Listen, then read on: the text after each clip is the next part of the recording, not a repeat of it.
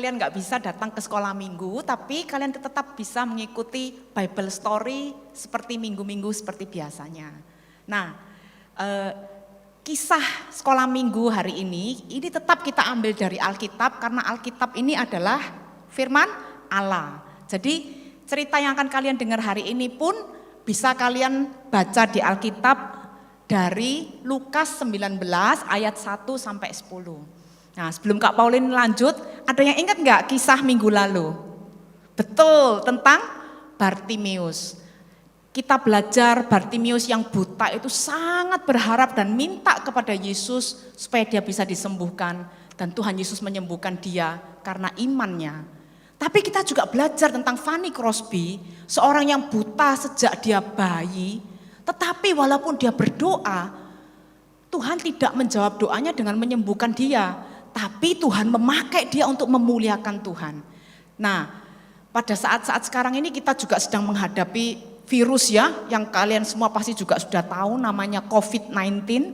Tapi kita tidak apa-apa, kita tahu dalam hal yang buruk sekalipun Tuhan tetap berkuasa dan bisa menjadikan semuanya untuk kemuliaan Tuhan. Nah, hari ini Kak Pauline mau cerita tentang Sakius. Sakius itu adalah seorang pemungut cukai. Ada yang tahu enggak pemungut cukai itu apa sih? Betul, pemungut cukai itu adalah penagih pajak. Nah, penagih pajak ini tugasnya seperti ini. Misalnya kalau Kak Pauline beli air aqua ini ya. Nah, aqua ini mungkin harganya 1.000. 1.000 ini ada pajaknya 100 rupiah. Nah, pajak ini dikumpulkan sama pemerintah, diserahkan kepada pemerintah, dikumpulkan. Nah, kalau pemerintah mau bangun jalan, mau memperbaiki taman, mau beli mobil polisi, pakai uang dari pajak ini. Tapi Sakius ini tidak jujur, ya. Sekalipun harganya aqua ini misalnya 1.000 dan pajaknya cuma 100, dia sering minta lebih, 150, 200 dan kelebihannya sama dia disimpan, diambil. Nah, itu yang namanya mencuri, ya. Itu tidak baik pasti ya. Nah, hari ini kita akan belajar, banyak orang itu sudah mendengar tentang bagaimana Yesus membangkitkan Lazarus. Kemudian mereka juga dengar bagaimana Yesus menyembuhkan Bartimeus.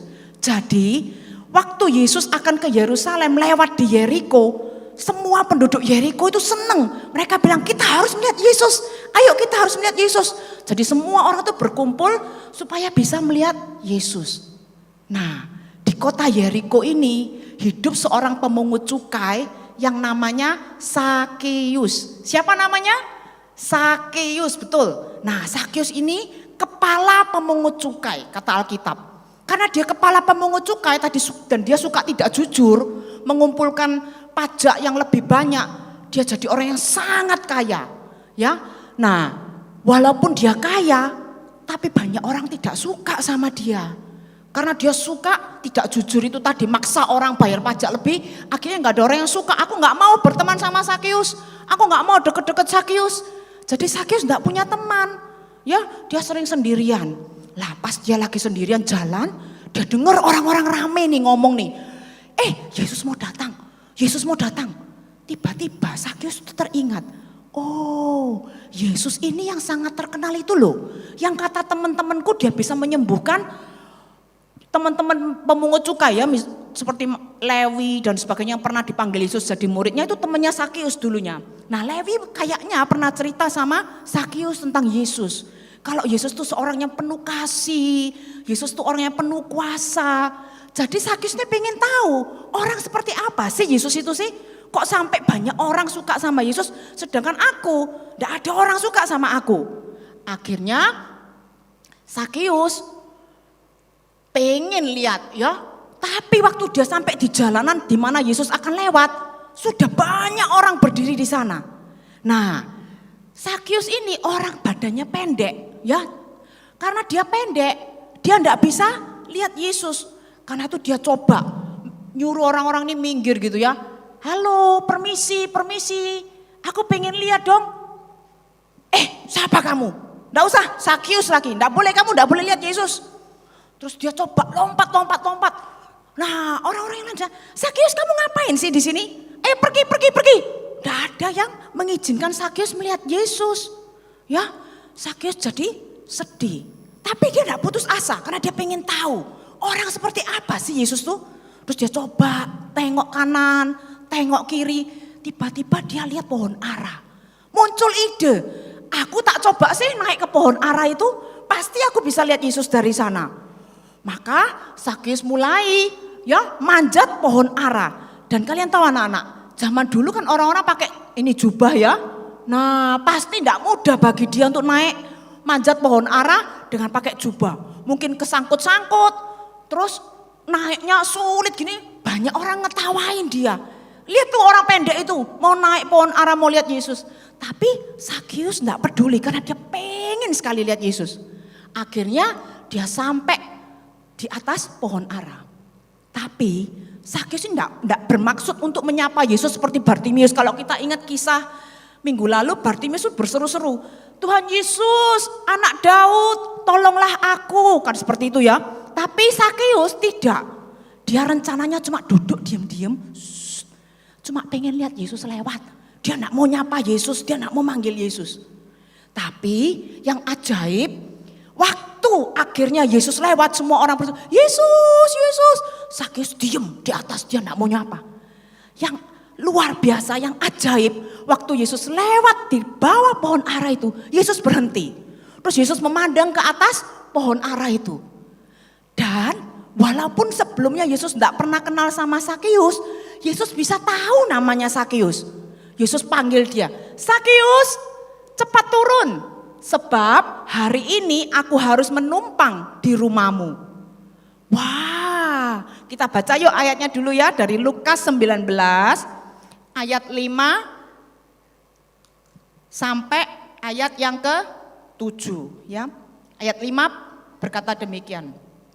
Ketika Yesus sampai ke tempat itu, ia melihat ke atas dan berkata, Sakeus, segeralah turun, sebab hari ini aku harus menumpang di rumahmu.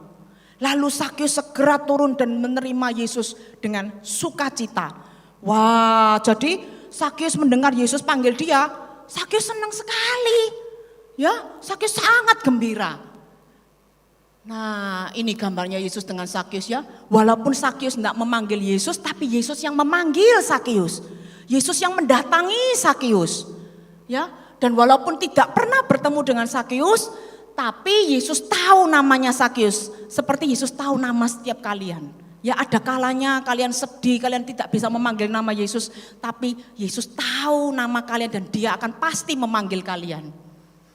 Nah, yang ajaib lagi, Yesus juga tahu kalau Sakeus ini seorang berdosa. Kalau Sakeus ini suka mencuri uang pajak. Yesus tahu. Tapi Yesus tidak membenci Sakeus. Itu yang berbeda dengan orang-orang lain. Orang-orang lain tidak mau lagi berteman sama Sakeus. Tapi Yesus justru datang untuk mencari Sakeus. Yesus datang untuk menyelamatkan Sakeus karena Yesus tidak mau Sakeus terus berdosa. Yesus mau Sakeus bertobat, meninggalkan dosanya dan mengikuti Tuhan Yesus. Karena itu Yesus datang memanggil Sakeus. Ya, nah Sakeus kan tadi gembira sekali dipanggil Yesus. Dia segera turun, dia ajak Yesus ke rumahnya. Dia bilang, ayo Yesus masuk ke rumahku. Dia senang sekali karena selama ini dia tidak pernah punya teman. Tapi sekarang Yesus mau mampir ke rumahnya. Tapi orang-orang banyak yang melihat Yesus kok mampir di rumahnya orang berdosa seperti Sakeus, mereka ngomel. Ya, mengapa Yesus berteman dengan orang berdosa? Ya, mereka bertanya-tanya, buat apa? Nah, anak-anak tahu enggak? Lucu ya, mereka nyebut Sakeus orang berdosa, padahal bukankah kita semua ini juga orang berdosa? Mungkin kamu merasa enggak, aku enggak seperti Sakeus, aku enggak suka mencuri uang. Betul, tapi dosa kita berbeda dengan dosa Sakeus. Ya, contohnya waktu kamu tidak taat sama orang tuamu atau sama gurumu, ya. Pernah juga kamu berbohong. Kak Pauline juga pernah ya, berbohong. Nah, berkelahi dengan teman atau dengan kakak atau dengan adik, ya. Dan dosa lain benci, ngelihat teman yang lebih disukai sama guru, lebih disukai sama teman lain kita benci, kita iri, ya. Nah, terus kita sombong, kalau nilai kita lebih bagus dari teman kita, kita sombong. Atau kita berkata kasar sama orang tua. Dulu waktu Kak Pauline kecil juga pernah ya. Kalau orang tua nyuruh belajar, apa sih mah? Belajar terus saja. Nah, berkata kasar dengan orang tua itu juga dosa. Atau nyontek. Ya enggak belajar terus waktu ulangan enggak bisa, kita nyontek. Atau berpikir jelek tentang orang lain. Itu semua dosa yang kita lakukan yang di hadapan Tuhan sama dengan dosanya Sakius. Ya, kita tidak beda dengan Sakius. Sama seperti Sakius. Nah, tapi berjumpa dengan Yesus itu membuat Sakius sadar dosanya. Sakius setelah bertemu dengan Tuhan Yesus, dia berdiri di depan orang banyak dan Sakius berkata, Tuhan, setengah dari hartaku akan aku berikan kepada orang miskin. Dan kalau ada orang-orang yang aku peras uangnya, aku tagih pajaknya lebih, akan aku kembalikan 4 kali lipat. Wow, itu menunjukkan Sakius sungguh-sungguh bertobat. Inilah pertobatan yang sejati. Sakius tidak suka lagi berdosa, tidak mau lagi. Dia tahu dosa itu jelek, dosa itu buruk. Dan dia tidak mau lagi berdosa. Dia bertobat, dia mengaku di hadapan Tuhan. Kita baca ya ayatnya di Lukas 19 ayat 7 dan 8. Dikatakan demikian. Tetapi semua orang yang melihat hal itu bersungut-sungut katanya. Ia menumpang di rumah orang berdosa. Tetapi Sakius berdiri dan berkata kepada Tuhan. Tuhan, setengah dari milikku akan kuberikan kepada orang miskin. Dan sekiranya ada sesuatu yang kuperas dari seseorang akan kukembalikan 4 kali lipat. Kata Yesus kepadanya, hari ini telah terjadi keselamatan kepada rumah ini. Karena orang ini pun anak Abraham. Nah, Sakius sudah bertobat dan Yesus berkata, hari ini Sakius engkau diselamatkan. Ya, jadi ketika kita bertobat, Tuhan itu menerima kita, mengampuni dosa-dosa kita. Nah, ini coba kita lihat ya. Waktu Sakius sebelum bertemu dengan Yesus, itu seperti kita semua. Orang-orang berdosa yang jelek seperti ulat ini. Ya, jelek sekali. Tidak ada yang suka dengan ulat ini, malah menjijikkan. Semua menjauh. Semua orang tidak mau dekat dengan ulat ini. Ya, karena ulat ini kerjanya cuma makan, serakah. Sama seperti Sakius, sama seperti kita juga terus berdosa.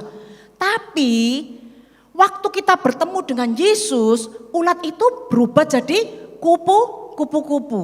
Ya, dia cantik sekali. Semua orang pengen lihat kupu-kupu ini. Semua orang pengen ada di dekat kupu-kupu itu. Itulah cara Yesus mengubah kita. Ya, kita yang dulunya jelek seperti seperti ulat menjadi cantik seperti kupu-kupu karena Yesus mengubah kita. Nah, sampai hari ini pun Yesus masih mencari kita sama seperti dia mencari Sakius. Melalui apa?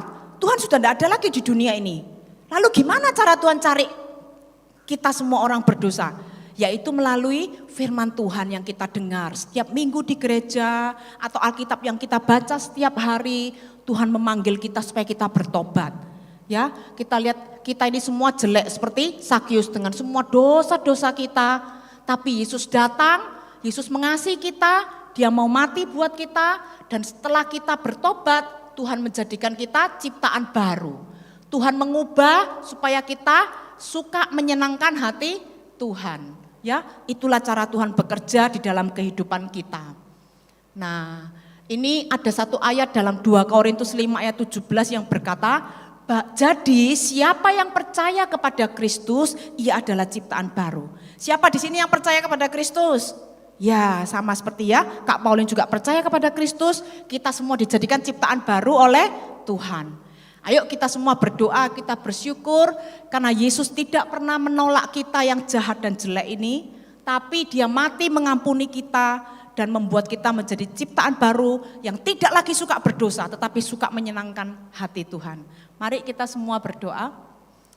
Yang mau berkata kepada Tuhan Yesus, Tuhan, aku ini jahat, aku ini jelek, aku ini orang berdosa. Tapi aku bersyukur Engkau datang. Ayo kita angkat tangan, kita berdoa bersama ya. Ikuti Kak Pauline berdoa ya. Tuhan Yesus, terima kasih walaupun aku ini jahat, aku ini jelek, aku orang berdosa. Engkau tidak berhenti mengasihi aku. Engkau datang Engkau mencari aku dan menyelamatkan aku. Sekarang Tuhan, Engkau menjadikan aku ciptaan yang baru, yang tidak lagi suka berdosa, tetapi suka menyenangkan hati Tuhan. Di dalam nama Tuhan Yesus aku berdoa. Semua katakan amin. Nah, kita sudah mendengar firman Tuhan, sekarang kita akan menghafalkan ayat hafalan kita yang ada di Amsal 14 ayat 17a.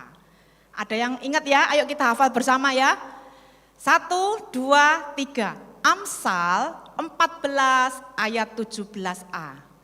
Orang yang lekas marah bertindak bodoh. Sekarang yang Inggris, kita mulai dari proverb ya. Kita mulai 1, 2, 3. Proverb 14 verse 17. A quick-tempered man does foolish thing. Oke, bagus, semua sudah bisa ya. Nah, di akhir firman ini, Kak Pauline mau mengingatkan kepada kita semua, ajak orang tua kalian untuk baca firman Tuhan bersama setiap hari. Bahkan diskusi, ada pertanyaan diskusi, kalian bisa ngajak papa mama, ayo diskusi sama aku firman Tuhan. Dan kalian bisa mengajak papa mama berdoa bersama. Kita berdoa, minta supaya kalian bisa mengenal Tuhan lebih, dan apapun yang sedang terjadi saat ini kalian tidak perlu takut, karena Tuhan itu selalu menyertai kita. Dan jaga kebersihannya, sering cuci tangan, jangan pergi ke tempat-tempat keramaian, belajar di rumah, dan terus membaca firman Tuhan, bertumbuh mengenal Tuhan lebih lagi. Terima kasih, sampai berjumpa minggu depan.